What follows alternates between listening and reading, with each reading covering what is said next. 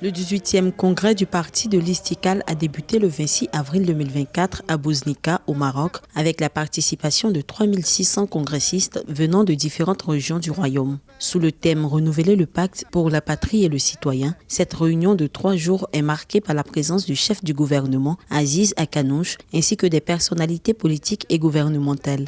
Ce congrès intervient dans le contexte de la mise en œuvre de nouveaux modèles de développement adoptés par le Maroc avec une approche stratégique et des résultats positifs soutenus par une vision royale éclairée.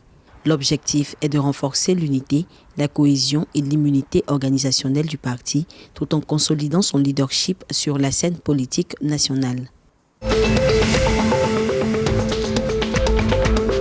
En Égypte, lors de sa réunion du 24 avril 2024, le Conseil des ministres a approuvé des investissements majeurs pour la région de Ras El Hekma, au littoral nord-ouest, par l'approbation de 2 projets. Le premier concerne la création d'une zone franche privée nommée Société du projet de Ras El Hekma pour le développement urbain. Le second projet accorde à cette même société une licence dorée. En outre, le Conseil des ministres a validé un décret du Premier ministre Moustapha Madbouli portant sur la formation du conseil d'administration de la zone d'investissement de Ras El Hekma. Le gouvernement a également donné son feu vert à la construction par la dite société d'un port touristique international spécialisé dans la nouvelle ville de Ras El Hekma. Selon le Premier ministre, ce projet est le plus grand projet d'investissement dans l'histoire d'Égypte.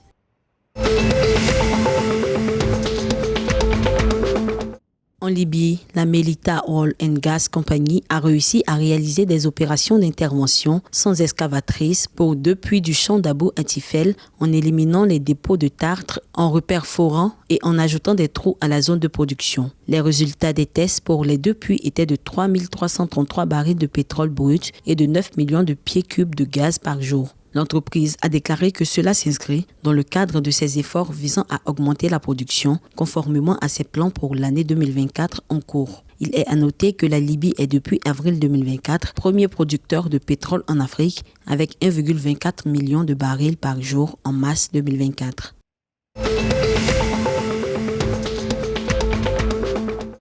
En Tunisie, le ministère de l'Éducation a pris l'engagement de recruter 1000 enseignants suppléants de la 4e tranche des enseignants contractuels dans les collèges et lycées secondaires. Ce recrutement est prévu pour la rentrée scolaire 2024-2025. L'accord a été signé par la Fédération générale de l'enseignement secondaire. En outre, le ministère s'est engagé à mettre à jour les données des enseignants suppléants concernés en fonction des critères convenus entre les parties administratives et syndicales. Le comité technique mixte commencera également à finaliser les procédures de recrutement des suppléants restants de la tranche 2022. Enfin, le ministère prévoit de régler les revendications liées au paiement dû et à l'accélération de la titularisation d'ici mai 2024. Les judokas algériens ont brillé lors des championnats d'Afrique 2024 seniors individuels au Caire en Égypte. Les athlètes ont décroché 3 médailles, dont une en or, une en argent et une en bronze, à l'issue des combats de la première journée disputée le 25 avril 2024. La médaille d'or a été décrochée par Kaïs Moudteré, vainqueur en finale devant l'Égyptien Ahmed Abdelrahman. La breloque en argent a été remportée par Ouria Kadour après sa défaite en finale face à la Tunisienne Oumaima Bedoui, alors que celle de bronze a été l'œuvre de Faiza Aïssaïn. 190 judokas, représentant 34 pays dont l'Algérie, engagés avec 16 athlètes, prennent part à l'édition 2024 des championnats d'Afrique individuels seniors.